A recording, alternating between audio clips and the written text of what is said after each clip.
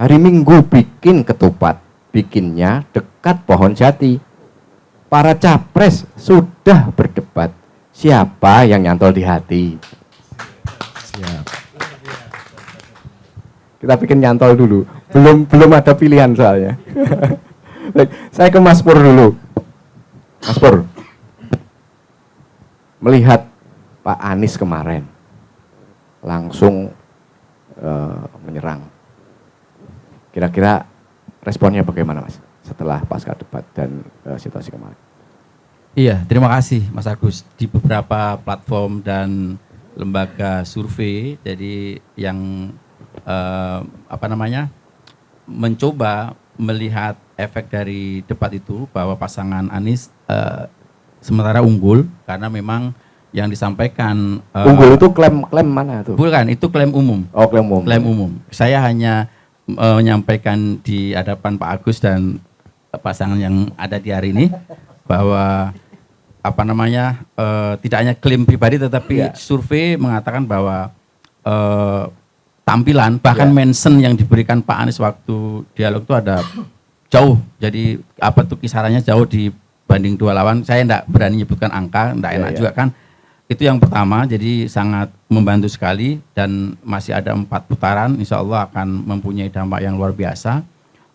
Kenapa seperti itu? Karena memang setelah saya catat dalam kita ikuti secara sesama, ada ketiga keunggulan yang punyai Pak Anies dibanding capres yang lain. Yang pertama, penguasaan waktu sangat tepat sekali, jadi durasi waktu yang diberikan itu dipakai dengan maksimal, sementara yang pihak lain bisa diputar ulang, masih ada setengah menit, 1 menit tidak dipakai.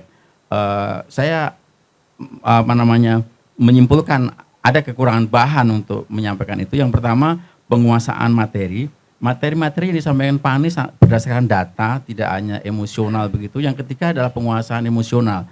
Saya lihat agak di hatinya agak ternyuh saat Pak Anies di Mas Anies begitu. Kalau kami seperti itu agak terlalu dalam ya. Ada apa sebenarnya begitu. Tapi dari situ saya melihat penguasaan emosional Mas Anies Pak Anies begitu stabil, dan itulah Indonesia butuh pemimpin yang stabil dalam hal mengelola itu. Waktu Pak Prabowo bilang Mas Anies, itu suasana batinnya pendukungnya bagaimana? Ada apa sebenarnya? Apa yang ditangkap dari situ? Pendukung kami? Iya. Kalau saya dalam tanda kutip, ada apa Pak Prabowo ini kalau kami menerjemahkan ada merendahkan martabat begitu. Kalau kami kalau kami tidak tahu kalau yang lain.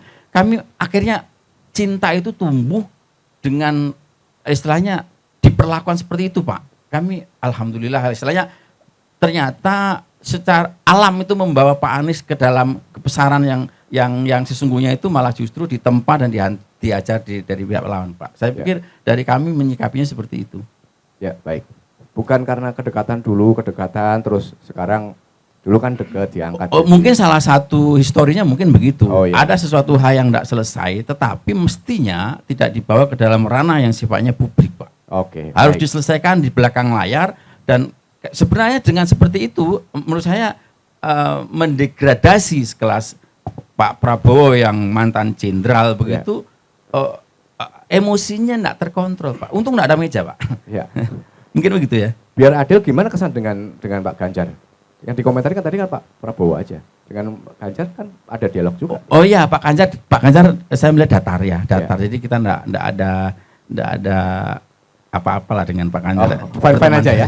Fine aja. Fine aja. Gimana Bang Arjal? Gimana nih? Katanya diklaim unggul. Iya. Ya kan? Gimana nih Bang? Iya, saya yang menjadi bagian daripada tim kampanye nomor 2 Prabowo Gibran. Bagi kami malam itu cukup menikmati debat itu ya, sangat menikmati. Ya, soal ada satset dan lain sebagainya. Ini satu sisi hiburan dan pencerahan yang luar biasa. Suasana saling sindir, ya gitu ya. Ya debat, ya kalau Prabowo mengatakan Mas Anies, biasa itu seperti itu. Beliau sosok ya lebih senior kan seperti itu, biasa. Jadi perdebatannya lebih substantif menurut saya yang disampaikan, walaupun kadang-kadang ya di pihak sebelah misalnya ya ada yang tidak substantif ditanyakan dan lain sebagainya gitu, seperti itu. Kalau sahabat saya Mas Pur menyatakan unggul, ya kita juga menyadari bahwa unggul secara retorika. Unggul secara retorika ya. Wacana boleh lah. Ya. Ya, kebetulan saya juga kadang-kadang ngajar. Kalau dosen itu harus pandai berwacana, retorikanya agak bagus. Ya, maaf karena kita juga bagian dari itu sebenarnya. Tapi sebagai orang eksekutif tidak boleh terlalu banyak berwacana. Pandangan visi konkret itu jauh lebih bagus, lebih dikedepankan daripada terlalu banyak. Unggulnya di mana? Pak Prabowo unggulnya di bagian mana? Iya, saya kira unggulnya kalau menanyakan soal Pak Prabowo dalam berbagai pandangan-pandangan visi program yang disampaikan, mungkin tadi disentil oleh sahabat saya Mas Pur, tidak memanfaatkan waktu yang semaksimal mungkin misalnya gitu ya. Mungkin kadang-kadang juga Pak Ganjar juga seperti itu. Betul, ya. Masih ada waktu cukup. Ya, kenapa harus berlama-lama kalau sudah jelas ini yang harus dieksekuti, begini solusinya, ngapain harus mutar-mutar lagi? Poinnya seperti itu, bicara ya? KTP, angin itu harus punya KTP. Mutar-mutar ke sana dulu baru ujungnya ke situ juga. Nah, itu narasi menurut saya gitu. Misalnya, jadi udah mungkin karena Pak Prabowo ini kan latar belakang militer. Orangnya lebih suka to the point. Ini yang harus dieksekusi, begini adanya, laksanakan, go Indonesia maju. Saya kira poinnya di situ, Mas. Jadi ngapain mutar-mutar gitu loh seperti kita ini Indonesia cepat maju, bukan ya kalau bisa dipercepat kenapa harus lambat-lambat? Kan pelayanan publik begitu, Mas. Betul. Menurut saya gitu. Ya. Itu. Ada tadi yang disinggung sama seperti yang saya singgung dengan Mas Pur juga. Jadi pola komunikasi Pak Prabowo dengan Pak Anies itu sangat berbeda dengan Prabowo dan Mas Ganjar. Kira-kira menangkap hal itu enggak? Ya harus dipahami. Ya, saya sepakat background latar belakang seseorang mempengaruhi. Bukan reaksi antara Pak Prabowo dengan Mas Anies, misalnya kayak tadi Anies gitu kan. Tapi dengan Mas Ganjar sepertinya fan-fan aja gitu. Apakah ada apa yang dirasakan itu? Iya, sesungguhnya ya memang kalau sedikit agak ini dengan nomor 1 ya seperti itu. Coba ya, izin Mas Puri. Ya. Sesungguhnya karena kami melihat begini ya, jujur ya, ini kan kami ini di tengah-tengah. Betul. Sesungguhnya memang kalau kita jujur, memang dibikin agak sedikit kewalahan yang tengah-tengah. Kadang-kadang nyubit 2 kali dari kanan kiri ya. Dari kiri kayak misalnya kan gitu. Terus nyubit lagi 1 kali dari kanan gitu seperti itu. Ini mengasihkan juga sebetulnya. Paling tidak ini luar biasa. Jadi sindir menyendir dan saling koreksi. Menurut saya biasa saja. Jadi dalam politik kalau katakan Mas Anies ya tahu saja dianggap terlalu dalam lah. Ya sebagai senior mengingatkan kepada orang yang pernah dibantu, didukung sebagai orang nomor 1 di DKI wajar-wajar saja lah menurut saya. Gitu Mas Agus. Ya istilahnya merimen. Iya merimen. Monggo. Ya. Gimana Pak Safrodi? Ini udah diklaim gogonya nih. Gimana dari Mas Ganjar nih? Iya kalau kami dari Mas Ganjar kan nyantai saja. Nyantai saja ya. Kan Pak Ganjar menyampaikan kayaknya ada yang pada nagih janji atau utang janji sehingga membuka buku lama. Buku lama. Nah itu kan. Iya. Itulah kami. Kebetulan memang kami menilai debat yang kemarin dilaksanakan itu adalah putra-putra terbaik bangsa saat ini. Terlepas apapun yang ada di malam itu, masyarakat yang akan menilai. Kalau ditanya siapa unggul, paslon 1 mengatakan unggul, paslon 2 mengatakan unggul, paslon 3 ya sama. Karena apa? Yang duduk di sini ini adalah pendukung masing-masing paslon. Ya. Lah bisa jadi nanti kalau yang di sebelah sana, itu penilaiannya agak sedikit objektif sepanjang mereka tidak ada afiliasi ke salah satu paslon. Nah makanya kami berharap ini kalau persoalan yang debat itu saya sampaikan bagus. Terlepas ada trik-trik ya itu bagian dari karakter mereka. Yang satu, saya nggak mau menilai yang lain lah. Kami tadi dinilai loh Mas tadi. Nggak apa-apa kalau yang lain menilai kami nggak apa-apa. Nggak apa-apa ya. Lah kami Mas Ganjar ya kayak gitu orangnya. Oh iya. Itu judulnya udah satset. Iya. Kalau bisa dipercepat, kenapa masih diperlambat? Kalau waktunya bisa diminimalis, kenapa masih harus diperbanyak? Kan bahasa kami itu. Nah harapan kami apa? Ini merupakan sebuah tontonan yang ditonton oleh jutaan warga kita, bahkan yang ada di luar negeri. Lah silakanlah nanti akan menilai siapa kira-kira yang pas, siapa kira-kira yang layak, siapa yang kira-kira akan nanti menjadi pilihan masyarakat secara umum. Tapi kalau timnya, pendukungnya, pengusungnya, ya pasti mengklaim baik semua. Saya sampaikan nomor 3 juga yang terbaik, apalagi simbol nomor 3. Persatuan Indonesia. Siapa yang mengajak salaman bertiga waktu itu? Mas Ganjar kan. Siapa terus yang merangkul memulainya? Mas Ganjar kan, yang mohon maaf lah. Yang lain kan belum waktu itu, terus diajak ayo. Bahwa ini menjadi tontonan bangsa kita, tontonan rakyat kita. Harus kita pertontonkan sesuatu yang indah dan baik. Kalau persoalan ada yang mohon maaf ya, yang disampaikan Mas Pur sama beliau ini, ya semoga lah, saya nggak mau cawe. Oke, matur suwun Mas Agus. Berarti itu pengen menunjukkan bahwa Mas Ganjar tidak ada konflik of interest di situ terhadap masing-masing pasangan. Oke, baik. Prinsip Mas Ganjar adalah menampilkan pribadi karakter yang beliau miliki. Itu aja. Ya, ini tadi katanya nggak objektif, saya yang coba Mas Agus. Gimana nih Mas, penilaian secara awal dulu nih penilaian kemarin. Pertama ya yang perlu saya sampaikan dalam pertemuan ini, tentu ketiga paslon ini merupakan putra terbaik bangsa. Ya. Dan tidak mudah saya pikir sampai kepada perihal pilpres ya. Sedangkan sekelas untuk pileg aja itu sempat kemarin dardur, apakah proporsional tertutup dan terbuka. Ya.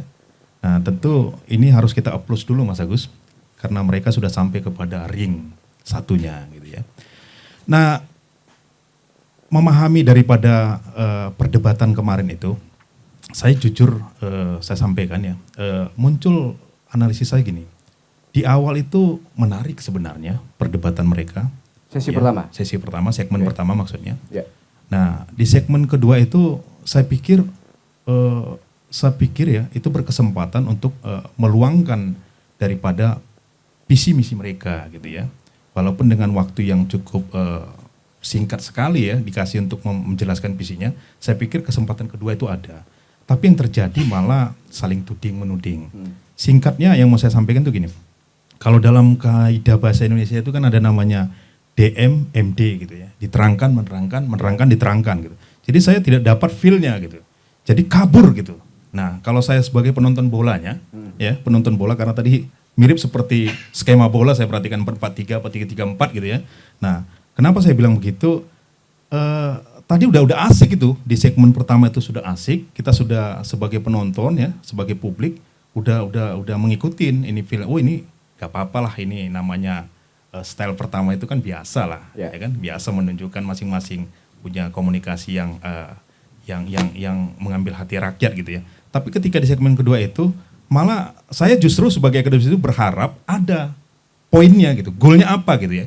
Karena jelas-jelas ya dari awal udah disampaikan kalau pembicaraan atau materi debat pertama itu kan tentang demokrasi, HAM, hukum gitu ya. Nah, saya tidak melihat di situnya gitu ya. Saya tidak melihat di situ. Tapi ketika di segmen terakhir itu justru pertanyaan-pertanyaan itu muncul ya di luar daripada panelis malah. Apa itu misalkan ya?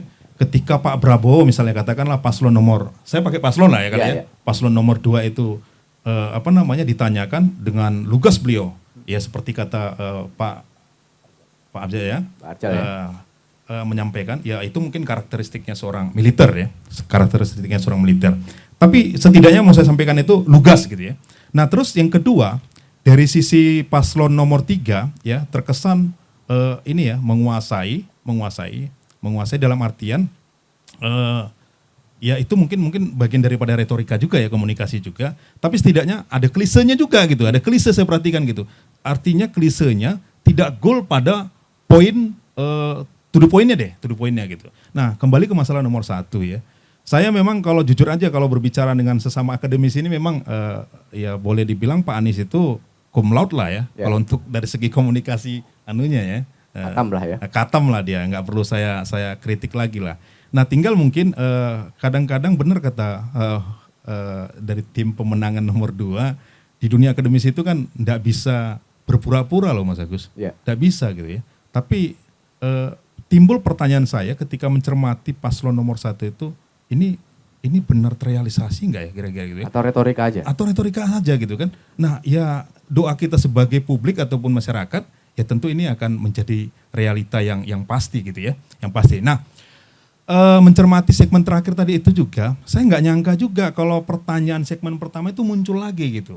Apa itu yang sifatnya ya saling tuding menuding lagi. Makanya saya buat joke-nya, saya mulai dari nomor paslon 3 deh. Itu tadi yang ketika bertemu itu saya buat joke-nya itu seperti ini.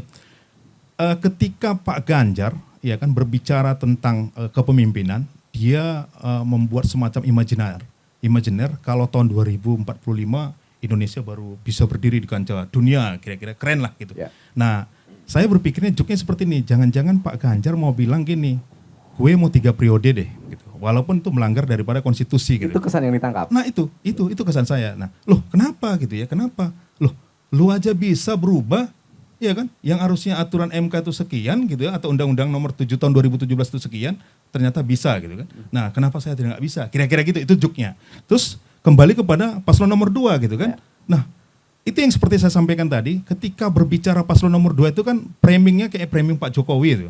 Nah, sadar dan tidak sadar framing Pak Jokowi. Ya, ada beberapa yang mengucapkan. Sehingga joke saya berpikir begini, kalau nanti saya diberikan kesempatan, saya harus 2 periode seperti Pak Jokowi untuk memimpin ibu kota yang baru di IKN. Kira-kira begitu joke-nya. Nah, di paslon nomor 1, ya kan, kira-kira begini, Pak Anies ini berpikir gini, saya tidak perlu 3 periode, 2 periode, tapi kasih saya sekali ini memimpin, lu akan tahu siapa gue, tentram deh, kira-kira gitu. Itu joke-nya, gitu. Kira-kira gitu ya.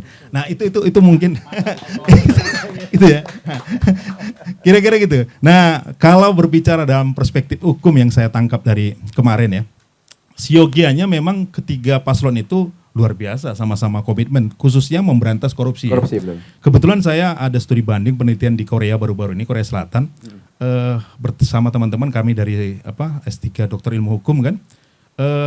Indeks persepsi korupsinya Korea cukup bagus ya, ranking 33. Saya nggak tahu informasi sekarang, tapi setidaknya kalau nggak salah indeks persepsi korupsinya Indonesia malah di 100-an ya kalau nggak salah. Nah, tapi setidaknya yang saya tangkap dari 3 paslon itu sama-sama semangatnya luar biasa untuk memberantas korupsi. Karena itu memang merupakan kejahatan yang luar biasa Mas Agus ya. Tentu itu harus fokus kepada yang namanya korupsi, tindak pidana korupsi. Kedua, saya berpikir kemarin itu hal yang berbeda ya, ternyata sama-sama juga dalam penguatan KPK khususnya. Nah, cuma di paslon nomor 3 dan 1, ketika sama di penguatan KPK, malah Pak Prabowo-nya menyinggung luar biasa lagi. Apa itu? Kekuatan itu bukan saja hanya di KPK, tapi di kepolisian, kejaksaan, ombudsman. Bayangkan ombudsman itu disebutkan di situ kan gitu kan. Nah, ini tentu menjadi fenomena baru ya untuk mengawal keberadaan hukum yang ada di Indonesia. Saya pikir itu pengantar saya, Mas Agus. Ya, baik. Tiga-tiganya kena nih kayaknya nih. Baik, Bang Rahman, gimana Bang Rahman? Iya, saya coba melihat memang pasca debat itu grup-grup WA mulai riuh. Yang tadinya ayem selama debat kan belum ada apa-apa, belum ada gimmick-gimmick yang masuk, cuplikan-cuplikan video belum masuk ke grup-grup WA gitu kan. Tapi 15 menit pertama itu udah heboh grup WA. Itu sudah banyak bertebaran cuplikan-cuplikan video ya dari masing-masing pendukungnya yang diolah dengan sedemikian rupa ya dengan klaim masing-masing. Ya semua mengaku bahwa ya terbaik, ya yang ya unggul bla bla dan seterusnya. Tapi dalam komunikasi ini sebenarnya ada beberapa hal yang ya ini juga saya yakin dimainkan oleh para tim pemenangan ataupun tim kampanye, bahwa materi kampanye, bahwa gestur ketika kampanye. Ya debat ini saya anggap sebagai ajang kampanye lah gitu.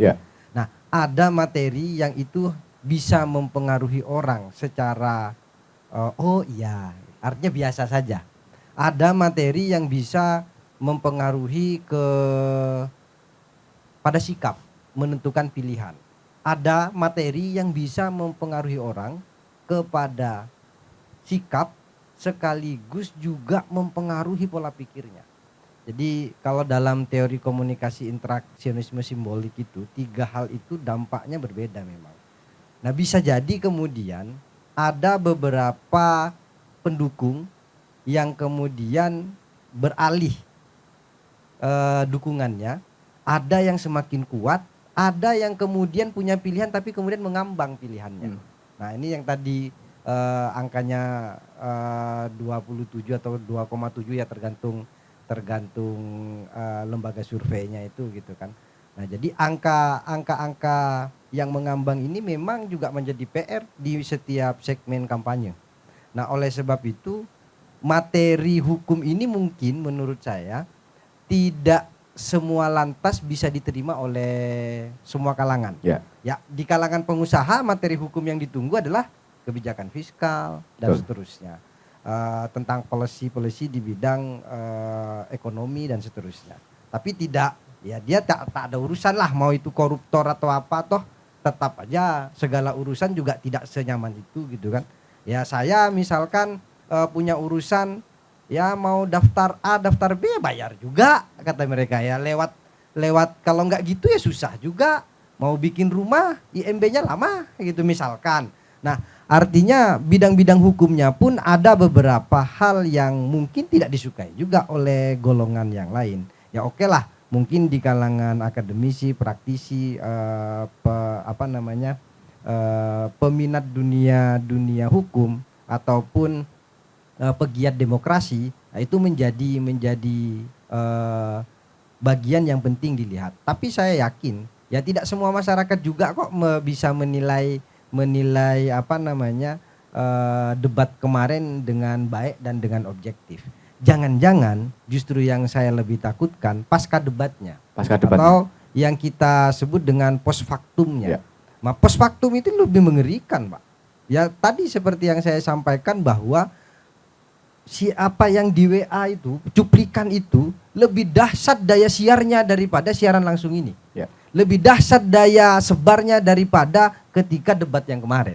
Ya buktinya saya juga dengan TV digital di rumah yang putus-putus itu juga tak nikmat juga nontonnya. Makanya saya tidak terlalu berani mengomentari isi debatnya gitu karena sinyal digital di rumah belum baik-baik sekali seperti di Batam gitu ya kan.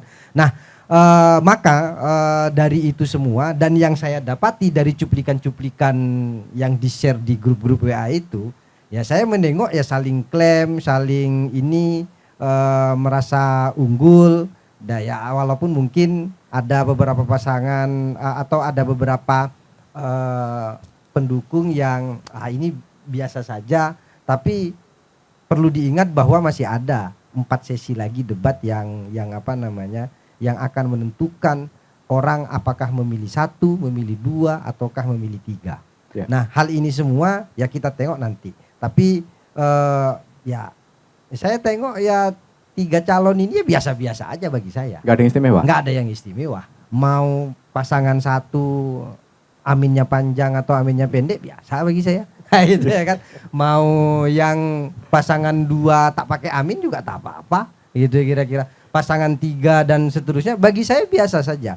Kenapa kok ya sepertinya memang 3 pasangan calon ini ya terlalu mungkin nggak tahu juga ya, mungkin karena dampak media sosial. Jadi ada unek-unek yang telah lama disimpan yang hendak disampaikan atau dipecahkan ketika di debat pertama, sehingga kadang agak sedikit melenceng dari temanya, pertanyaannya juga ya saling sindir, jatuhnya seperti itu. Nah tapi sebagai pemanas ya di debat pertama saya pikir ya itu sudah oke. Cuman bagi saya belum melihat ini. Yang nggak tahu lah nanti kalau mungkin ada sesi di cawapresnya, mungkin lebih menarik.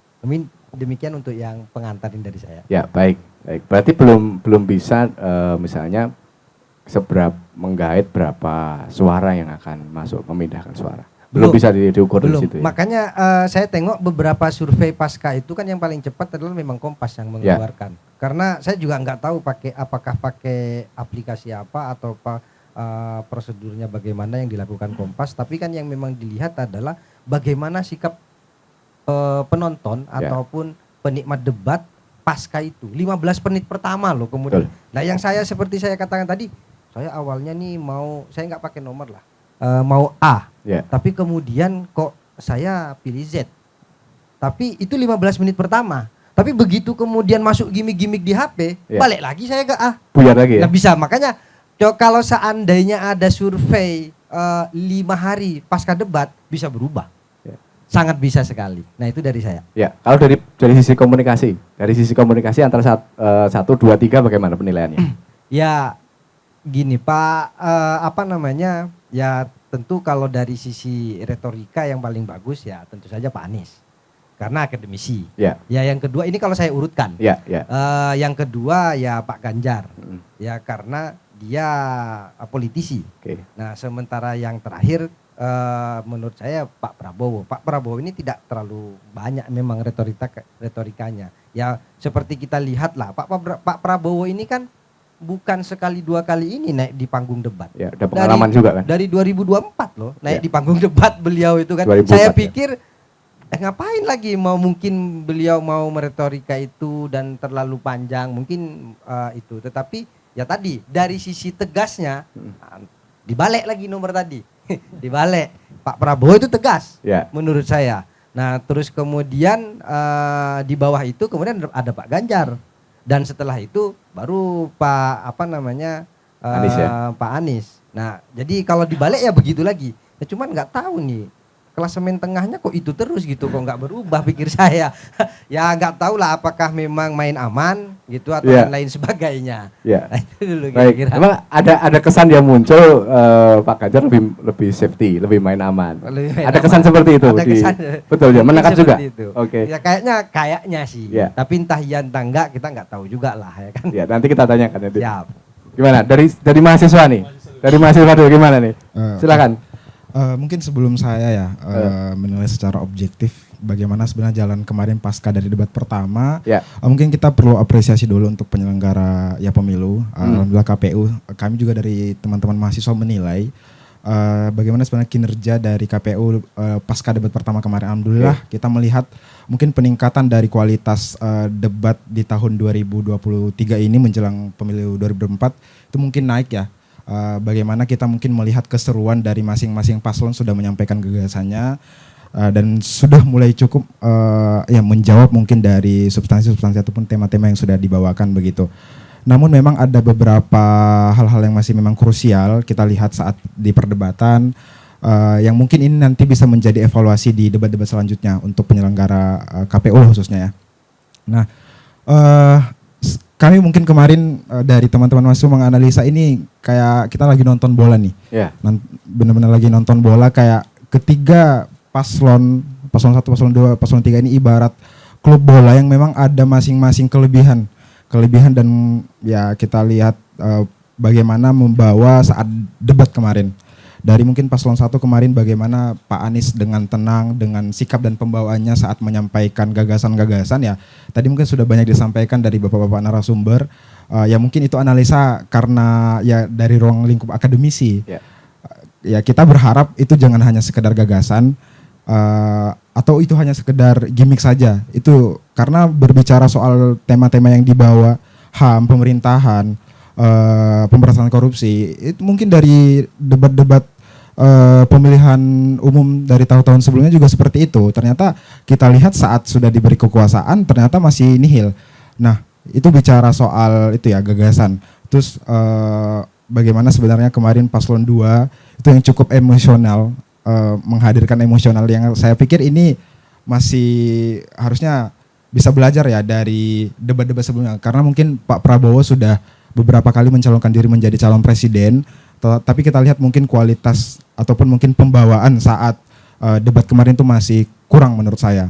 Nah selanjutnya bagaimana mungkin pembawaan Pak Ganjar kemarin yang tenang, yang memang lebih mengedepankan ide ataupun mungkin gagasan. Tapi saya highlight di sini karena ini mungkin baru debat pertama, jangan nanti ini hanya sekedar gimmick semata. Yang perlu juga kita lihat sebenarnya adalah bagaimana paslon-paslon kemarin saat membawakan ide gagasannya perlu sebenarnya dilihat dari track record ketiga paslon tersebut. Karena itu bisa menjadi pengaruh atas jawaban yang disampaikan. Bagaimana kemarin jawaban dari ketiga paslon dalam mengatasi HAM ya di masa lalu ya. Itu sebenarnya ada analisa dari track record masing-masing paslon ini begitu.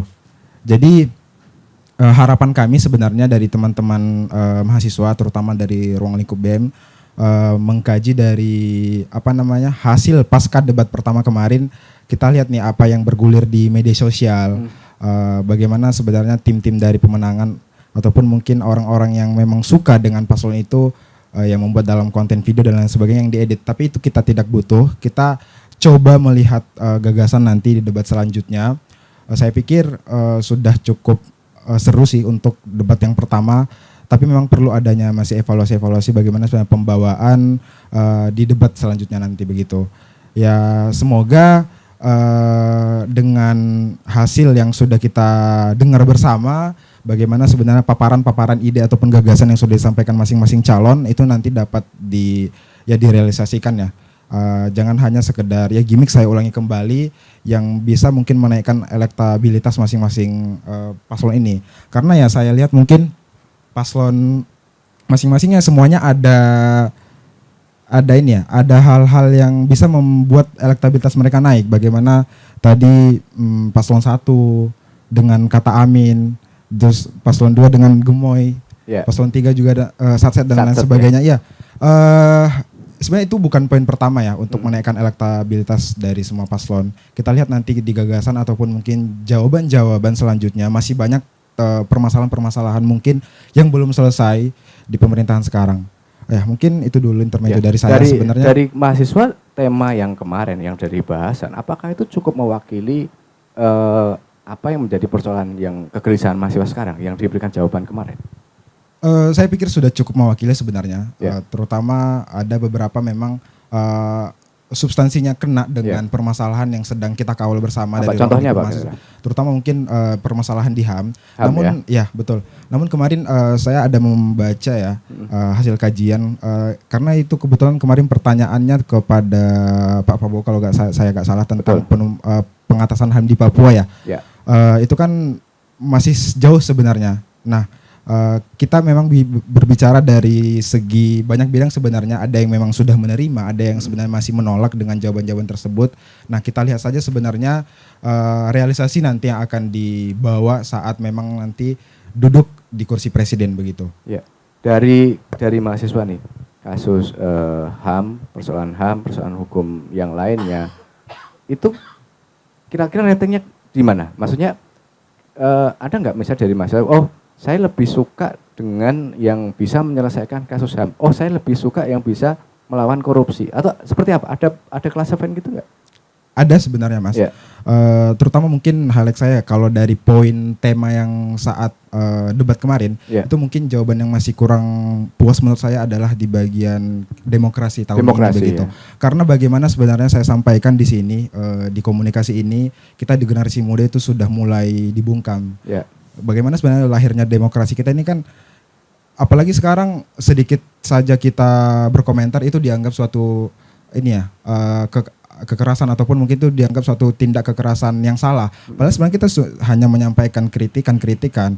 Nah, itu mungkin bisa menjadi salah satu hal yang mungkin nanti dibawa untuk presiden tahun depan, terutama bagaimana sebenarnya peran dari generasi muda tersebut ikut disampaikan juga, ikut didengar juga begitu.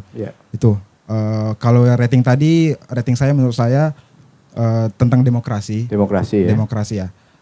Yang kedua pemberantasan HAM, lalu yang ketiga pemberantasan korupsi. Selebihnya mungkin untuk pelayanan publik dan lain produk-produk hukum semuanya mungkin bisa lebih diinilkan lagi ya. Poin saya adalah di demokrasi masih kurang sih menurut saya untuk jawabannya. Begitu. Biar berimbang, saya jawaban dulu apa yang disampaikan oleh Mas Agus, Bang Rahman sama mengenai penilaian terhadap paslon, retorika yang tadi. Kira-kira siapa dulu mau jawab? Mas Poro dulu? Pasal poin dulu, silakan. Silakan Pak. Terima kasih. Saya sampaikan tadi, yang berhak menilai itu bukan kami yang beli itu. Kalau kami udah jelas nih, ini masih bisa kebaca. kami saset aja udah. Ya. Jadi apapun ceritanya, ketika paslon ataupun Pak Ganjar dalam hal ini menyampaikan pemaparannya dan berikut dengan sanggahan ataupun tanggapan, ya itulah Pak Ganjar. Nah, kami di tingkat daerah juga harus mengikuti apa yang beliau sampaikan.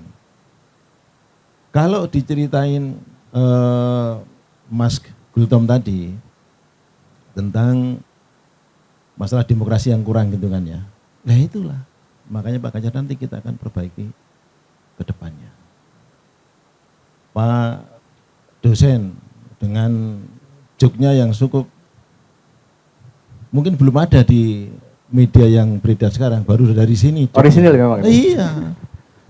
3 periode tadi ya, agak meriah, tapi yang saat ini yang sudah kita kuatkan aja bisa dirubah kok. Kan ini titik awal, Pak. Ya, mohon maaf ya, titik awal. Kenapa bisa dirubah? Bukan kata periode-periode berikutnya akan hal yang sama. Itu yang kita khawatirkan, Pak. Nah, terima kasih kalau sudah membuat joke seperti itu, mudah-mudahan menjadi paten kita nanti. Tapi kami Pak Ganjar tetap patuh dan tunduk pada perundang-undangan. Tapi kayaknya bener enggak ya ada upaya nanti, wah mau 3 itu seperti yang disampaikan. Untuk ini kan beliau, bukan dari kami. Tanya beliau lah kan gitu kan. Itu. Tapi memang yang disampaikan beliau nggak keliru. Iya. Yang sekarang aja bisa dirubah di saat orang yang, mohon maaf ya, dulu kita anggap nggak ada duanya. Inilah sempurnanya. Ternyata di akhirnya berubah. Harusnya mengomentari yang sekarang ya. Nah iya itu. Itu. Nah, tapi tenang mas, saya tenang aja. Tenang aja. Pokoknya kita tetap jabat tangan yang kuat. Ini sini, nah begini gitu. Satunya kok nggak diajak? Jauh mas. Agak jauh karena beliau. Ya, karena ini mohon maaf ya, karena yang berdua ini yang sering otang semalam itu luar biasa interaksinya. Kami pun melihatnya tuh. Ini yang sana ke sini ke sana terus. Yang sini oleh sini, saya setuju kan, itu aja kan yang kita tangkap. Artinya apa? Kalaulah memang ada persoalan yang di dalam pribadi masing-masing, seyogianya tidak perlu dipublish gitu. Tapi bisa juga karena ini untuk menyampaikan pesan bahwa aku ini ada perusahaan kayak gini, supaya apa? Tanpa basa-basi kita sebarkan ke masyarakat biar bisa menilai.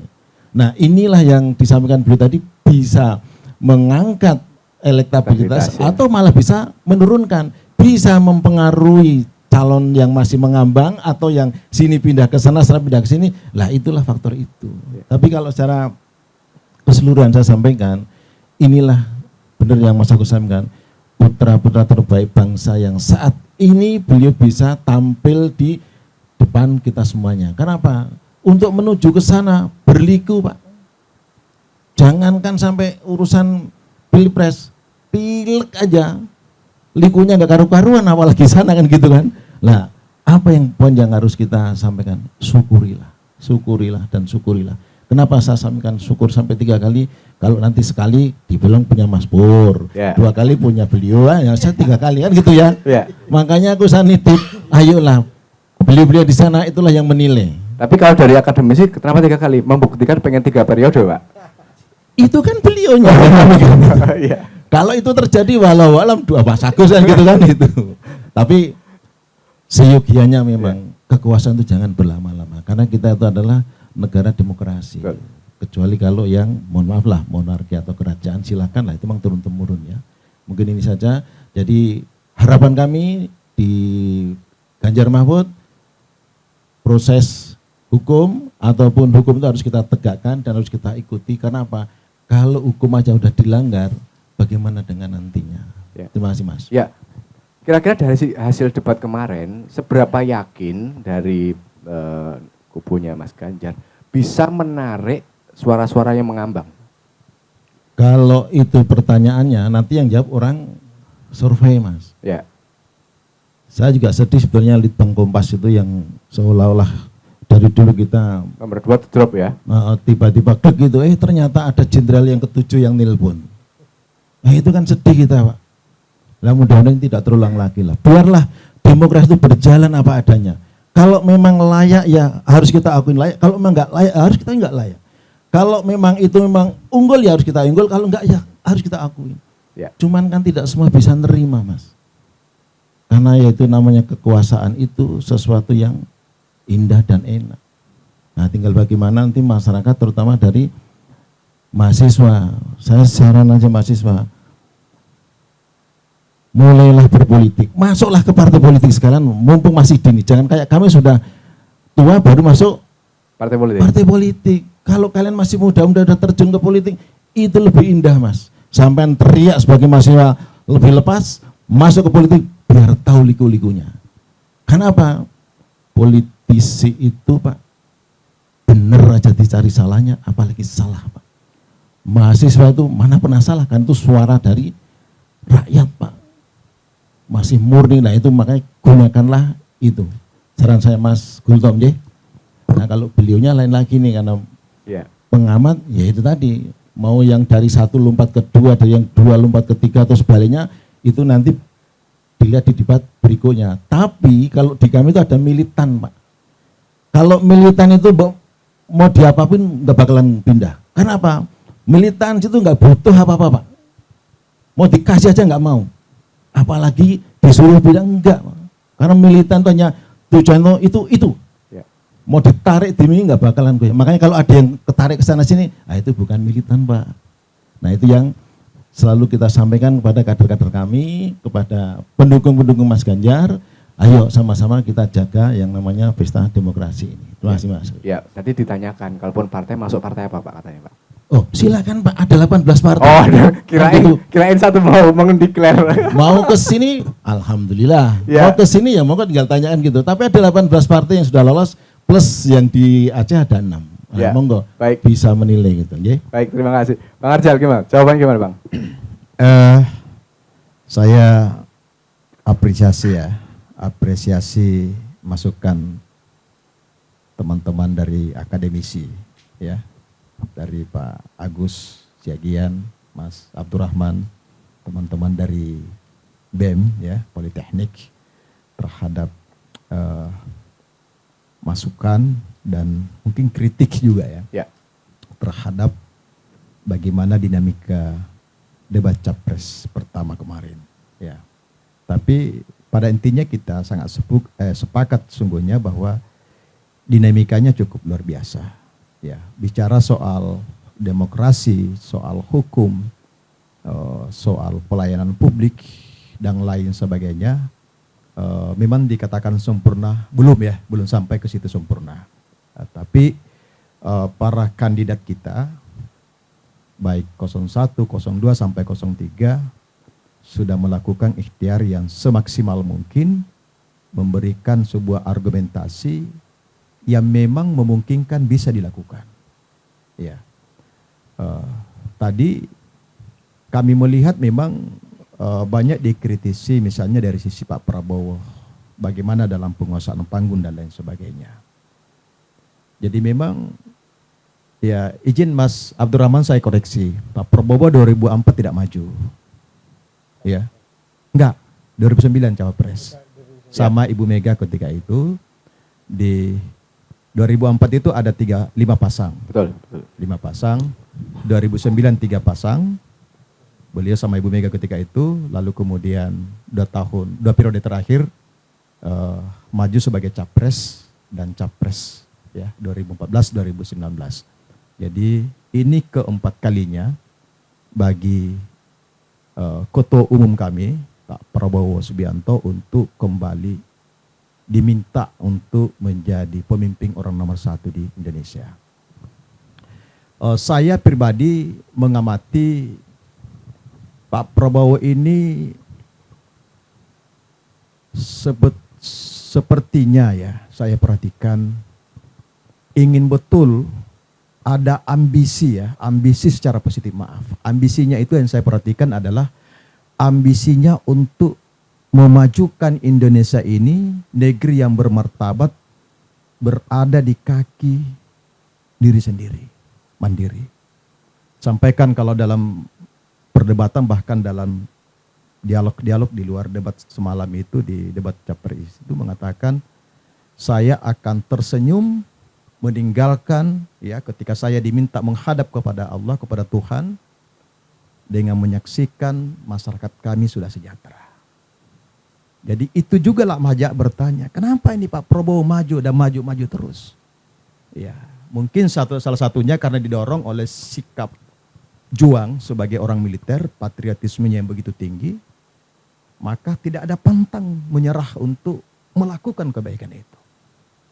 Dan saya kira bicara soal agama apapun, ya maaf, ketika kita ingin melakukan kebaikan-kebaikan, tidak boleh kita menyerah.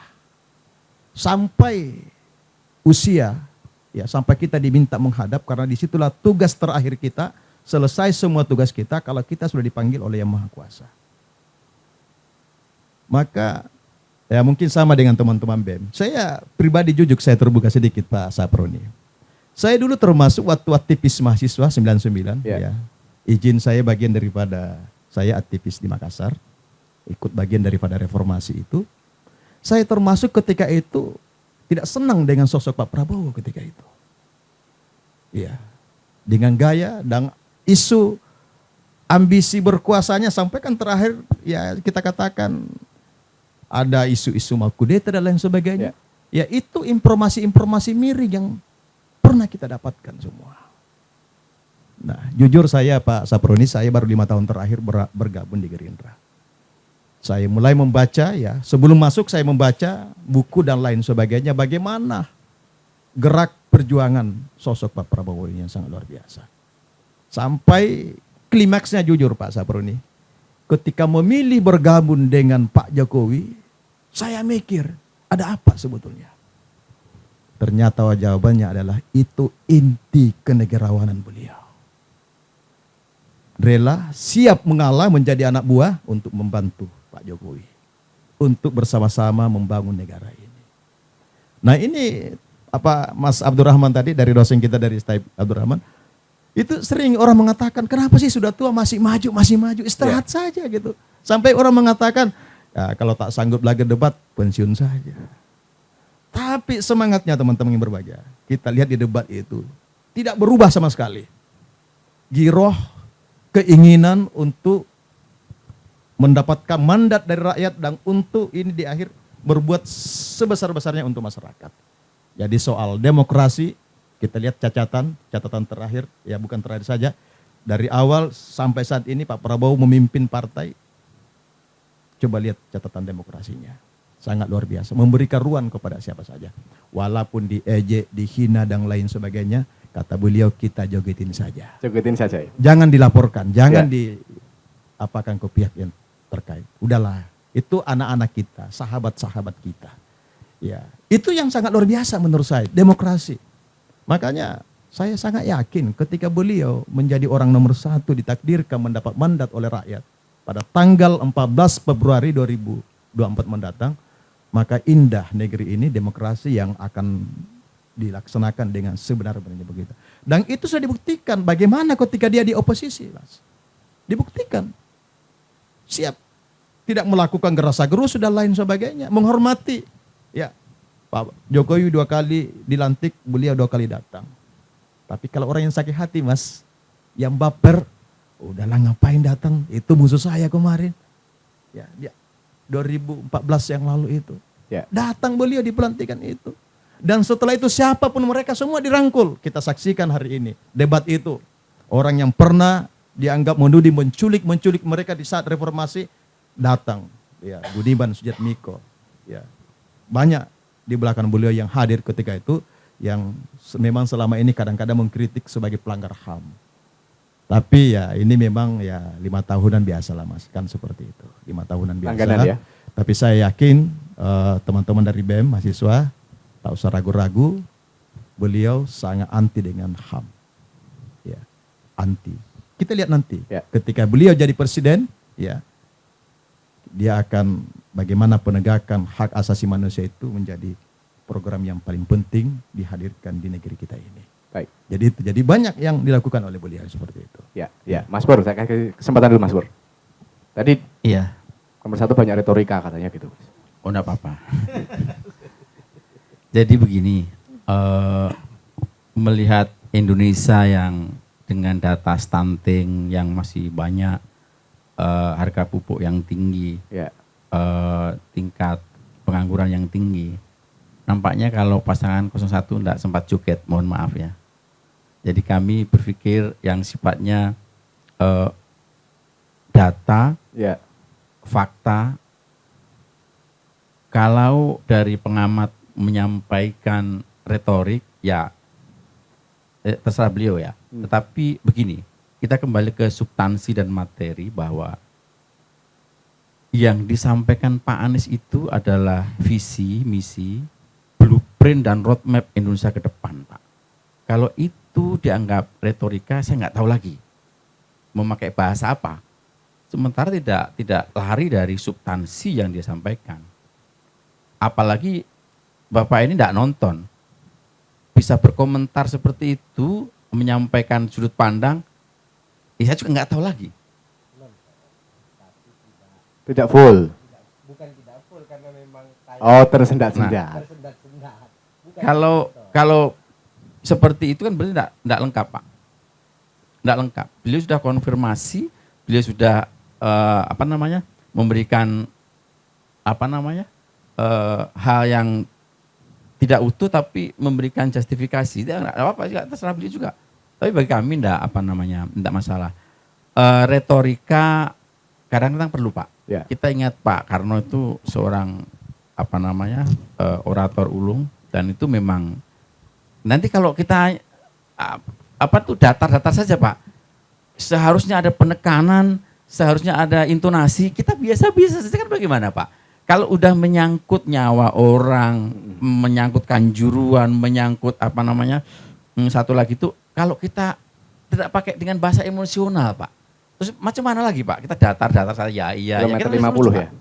Kilometer 50. Kilometer 50, Pak. Ya. Itu memang ya harus penekanan, Pak, bukan retorika. Saya pikir memakai bahasa retorika itu adalah hal latah yang mungkin barangkali terikut-ikut oleh medsos yang sudut pandang utamanya ngikut saja, tak bisa melihat dengan wacana bersih. Saya pikir seperti itu sih, Pak, pandangan kami. Baik, ada tanggapan dari ketiga? Ya, silakan. Jadi mumpung ini aja juga bahwa retorika itu kan ilmu berkomunikasi, Pak. Retorika itu bukan yang saya maksud retorikanya bagus, bukan berarti kemudian bermakna negatif, tapi memang cara menyampaikan argumennya memang lebih bagus itu loh. Bukan kalau tadi tanggapannya itu kan kesannya retorika bermakna negatif, tidak. Padahal dipuji. Padahal dipuji. Gitu loh maksudnya. Berarti terkonfirmasi apa yang disampaikan, berarti positif kan, Pak?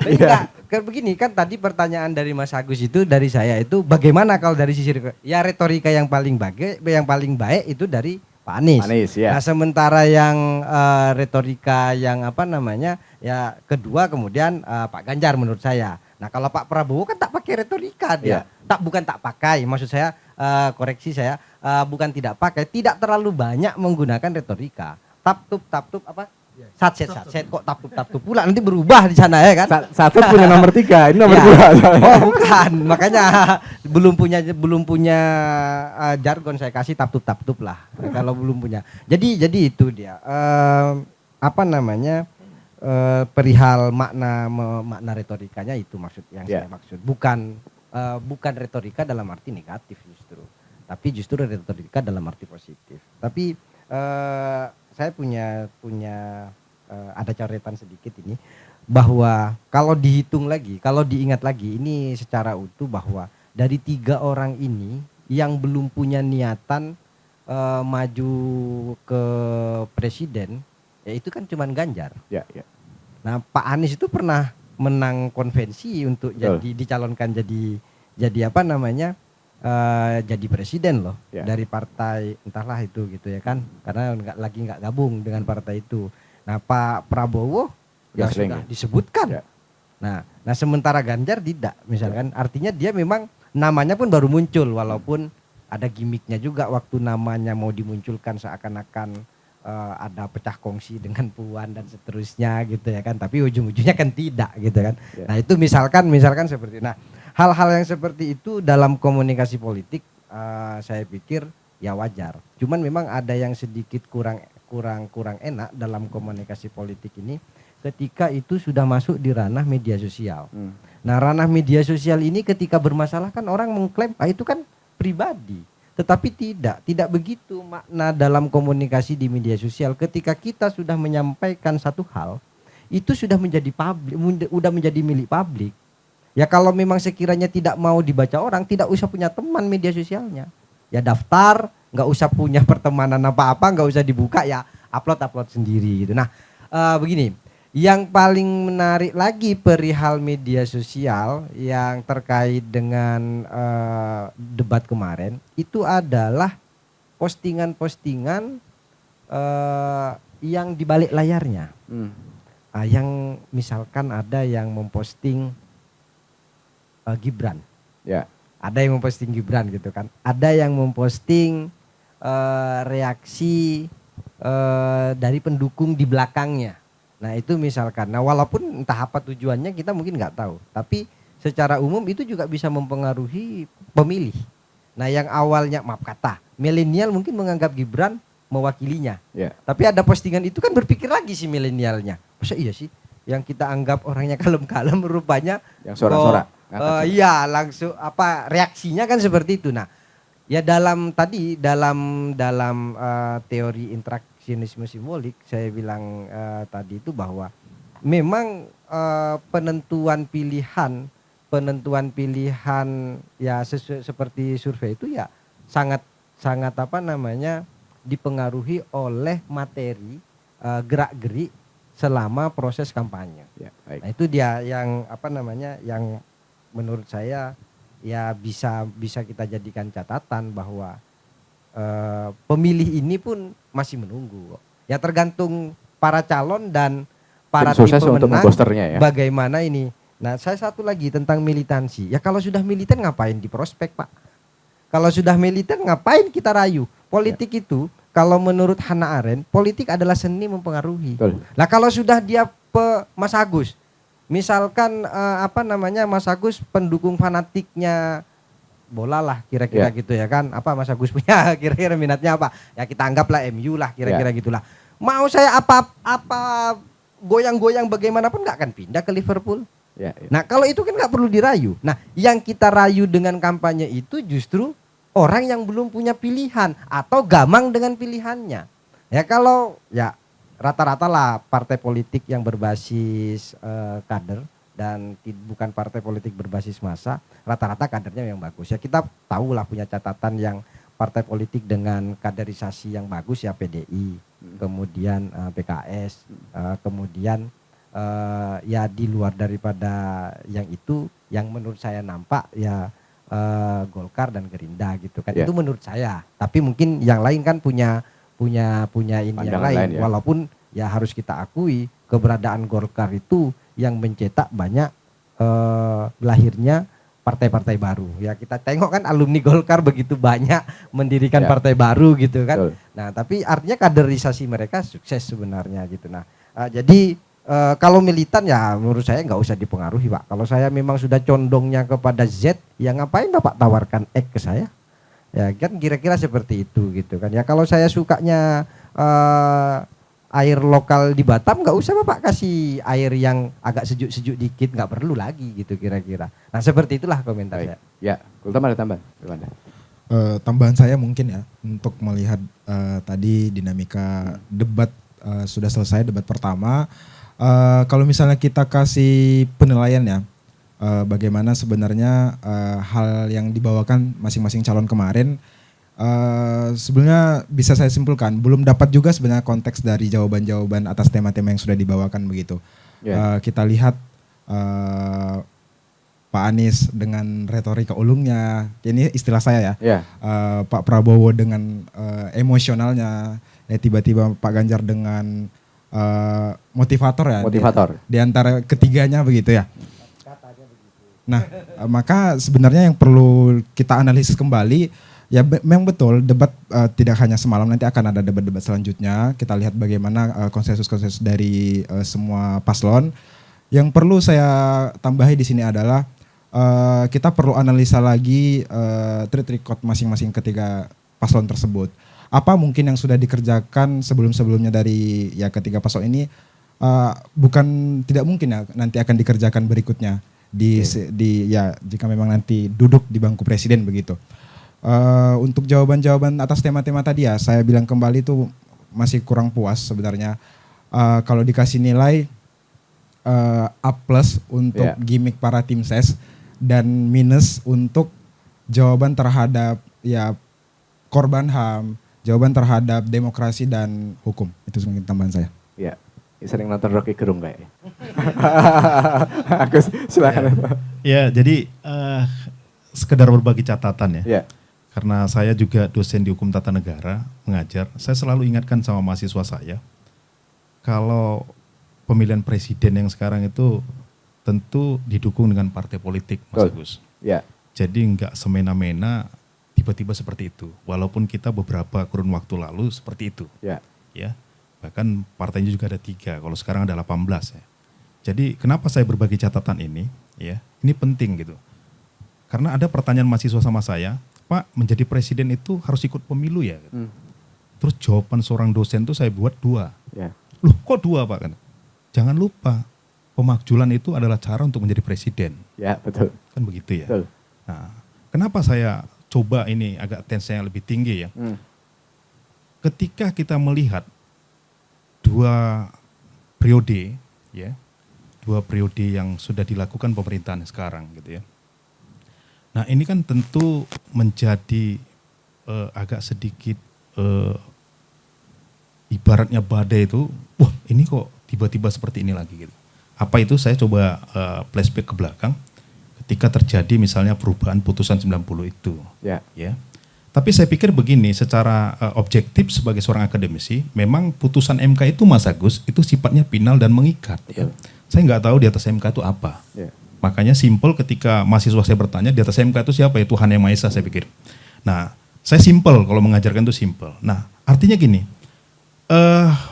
untuk menguji ketiga paslon ini, saya mengambil kursnya orang bijak, tentu kan diberi kuasa. Ya. Kalau mereka nggak diberi kuasa, kita nggak bisa menilai nih seperti apa jalannya pemerintahan mereka nanti. Tapi setidaknya kalau saya dari sisi perspektif hukumnya ya, itu yang saya bilang tadi, oke lah HAM saya pikir sudah clear ya, sudah clear ketika dijawab 3 paslon. Yeah. Bahkan mencontohkan Papua menjadi ikon waktu itu ya. Pak Prabowo juga sudah menjawab waktu itu. Nah masing-masing sudah menjawab gitu ya. Memang benar tidak sesederhana itu kalau berbicara hukum loh Mas Agus. Yeah. Satu contoh kecil ya. Satu contoh kecilnya itu begini. Sering kita bilang equality before the law, ya. Equality before the law, sama di hadapan hukum. Satu kisah ini saya suka melakukan semacam survei kecil ya, melihat-lihat kejadian-kejadian itu. Satu contoh misalnya, Pak, saya nggak diterima laporan saya di Polsek. Pak. Loh kenapa? Tadi kami berantem. Yang A dan yang B. Singkat cerita, hanya bedanya dia naik motor bonceng 3, saya naik motor sendirian. Singkat cerita ketemu, orang memang kami di perusahaan sudah berantem Pak. Nah terus dilerai. Rupanya lerainya ini berpihak kepada yang temannya, hingga akhirnya gampanglah memukulin. Nah ini. Singkat cerita, terjadilah ya babak belur lah. Ya. Terus pada saat si korban ini, katakanlah posisi korban pada saat itu, dia melapor. Hingga akhirnya polisi bilang, kan nggak sesederhana itu Mas Agus dengan babak belur itu. Tentu ada yang namanya pisum et preventum dan berbagai indikator lainnya.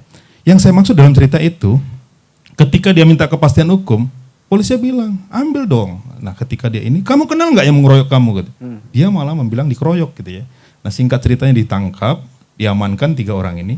Kemudian yang 2 orang ini bilang, Pak salah saya siapa? Saya nggak ada salah Pak. Terus dia bilang, oh kamu dibilang mengeroyok. Enggak Pak, saya melerai. Hingga akhirnya, ya kan, penegakan hukum bilang gini, loh, dong, kamu dipitnah ini. Nah, kamu boleh buat laporan, kan begitu ya? Serang balik. Akhirnya kan? Serang balik, gitu ya. Serang balik. Yang saya maksud dalam cerita itu gini, saya mau pastikan dan saya sudah uji para kebetulan mahasiswa saya banyak juga penegak hukum kan. Kalau memang betul hukum itu tajam ke bawah, tumpul ke atas, boleh dong diberikan samplingnya, kan gitu. Dulu ada Pak yang orang mencuri kayu misalnya. Ibu-ibu gini, itu kan sudah dipagar dengan perma ya, peraturan Mahkamah Agung nomor 2 tahun 2012. Artinya objek perkara itu 2,5 juta. Nah, singkat cerita itu udah pagar. Nah, kaitannya dengan 3 paslon ini bukan hanya memimpin negara, ini memimpin pemerintahan juga, kan gitu ya. Karena presiden itu memimpin negara dan memimpin pemerintahan. Yang saya maksud, 2 periode sudah dilalui, itu masih terjadi badai. Saya nggak tahu apakah 3 paslon ini ketika diberikan kuasa, ya kan, bahkan sampai ada patronnya ketika katakanlah Pak Joko Widodo yang sekarang ini sebagai patron kebenaran itu, malah dengan terjadinya putusan 90 soal MK usia itu kan macam disambar geledek itu partai yang membesarkan dia. Nah, pertanyaannya kepada 3 paslon ini, mungkinkah mereka bisa seperti lebih daripada Joko Widodo itu? Itu mungkin course dari saya. Karena ada contoh ya. Ada contoh. Gitu ya. Baik, Tribuners, kita akan lanjutkan diskusi kita setelah break berikut ini. Tanam kecambah berdaun lebat, wangi semerbak, bunga cempaka. Capres sudah berdebat, dari Wakanda hingga buka buku lama. Kita break sejenak.